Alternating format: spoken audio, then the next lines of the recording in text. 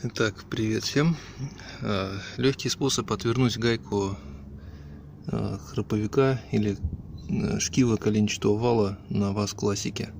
Вот она головка на 38. Она немножко подрезанная, укороченная. Вот. Ну, можно какой-то мощный ключ использовать, не обязательно головку. И вот ее устанавливаем на храповик. Потом ключ беру такой вот с удлинителем. Я уже тут открутил, ну просто сейчас покажу, думаю, будет понятно. В общем,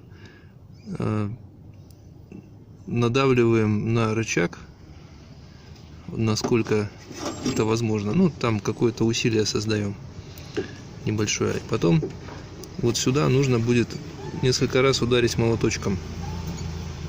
То есть небольшой натяг, несколько ударов молотком, не сильных, и гайка сдвигается там по миллиметру. Вот. И таким образом он легко откручивается.